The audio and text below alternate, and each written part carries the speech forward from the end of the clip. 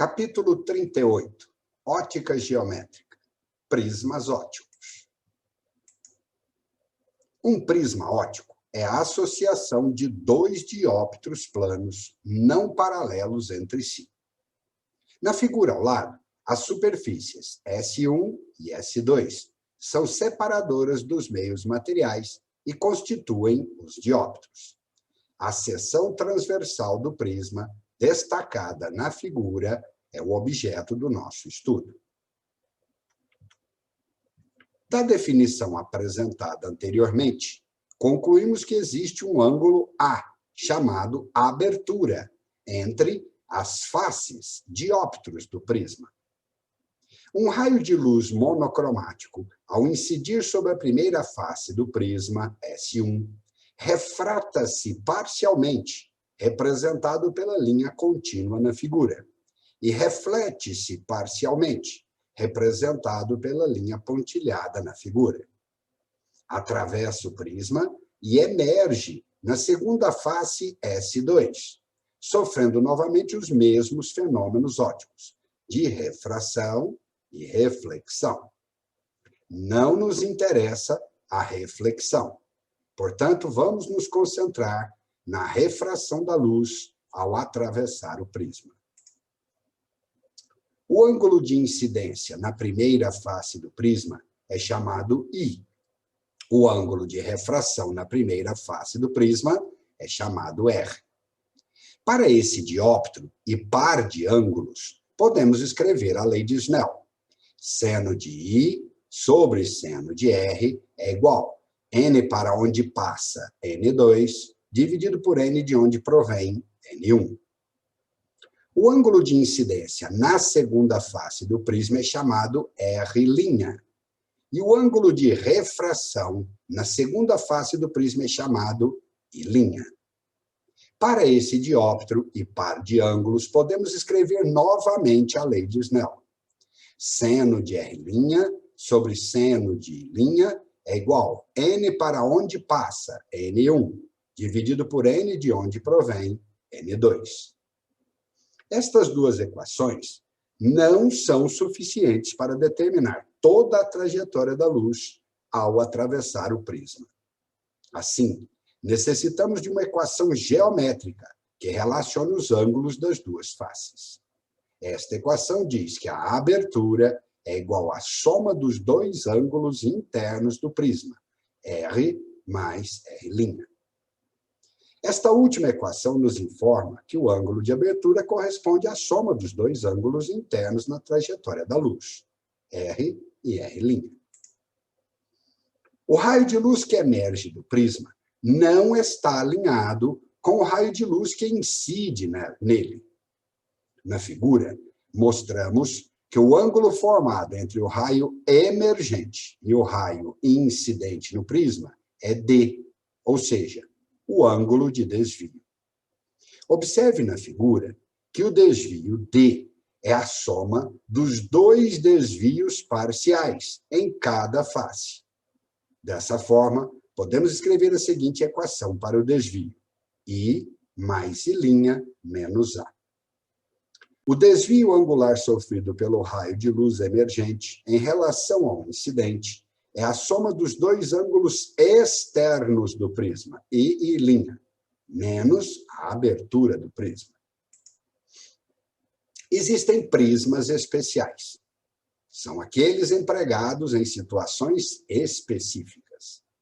Em nosso curso, vamos mostrar dois tipos de situações especiais. A primeira refere-se ao desvio sofrido pela luz ao atravessar o prisma. E o segundo refere-se a prismas que podem produzir reflexão total na luz. Quanto ao desvio, um prisma pode apresentar duas situações especiais, chamados desvio mínimo e desvio máximo. Quanto à reflexão total, também existem duas situações especiais, o prisma de Amice e o prisma de Porro.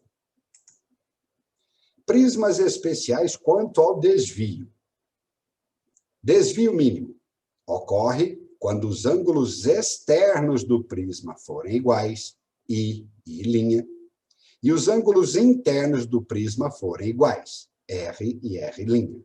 Observem que as duas condições são simultâneas. Uma condição e a outra. Desvio máximo ocorre quando o ângulo de incidência I é igual a 90 graus, se a luz chegar rasante. Ou o ângulo de emergência e linha igual a 90 graus, a luz sair rasante. Observe que as condições são exclusivas. Ou a incidência 90, ou a emergência 90.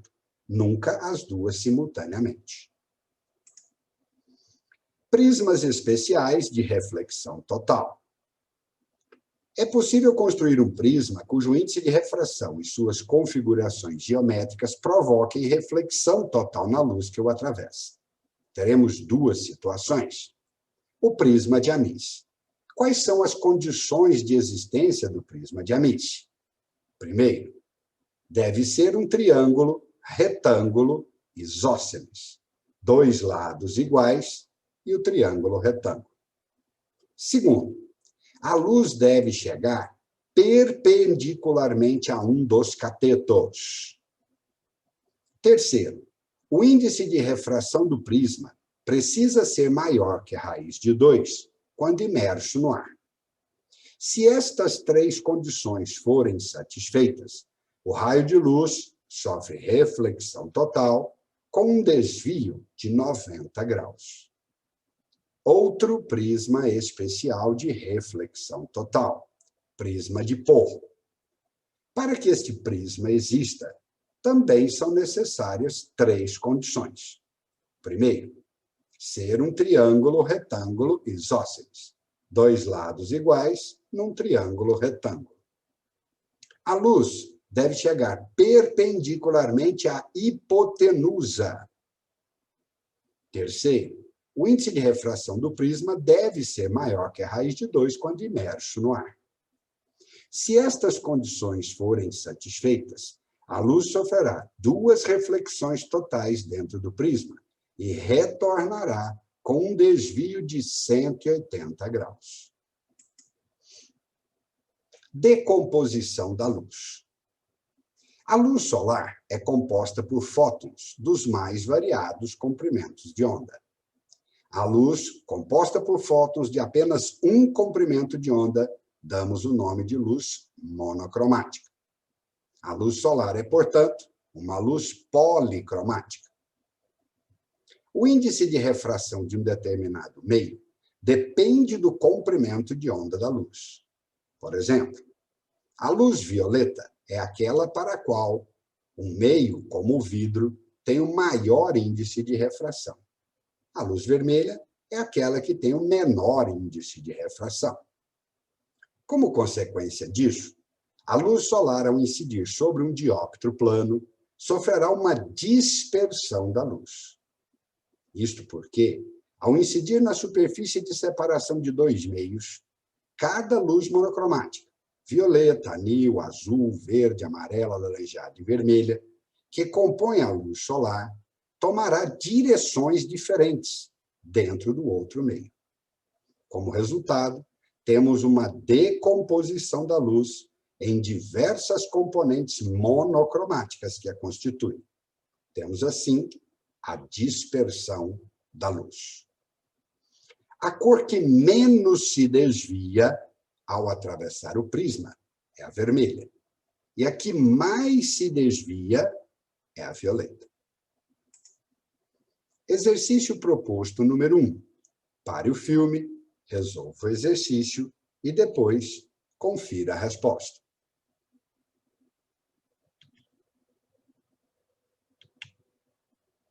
Exercício proposto número 2.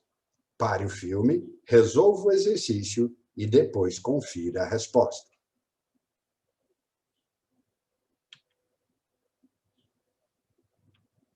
Muito bem, encerramos o capítulo 38 de Ótica Geométrica sobre prismas ópticos. Um abraço.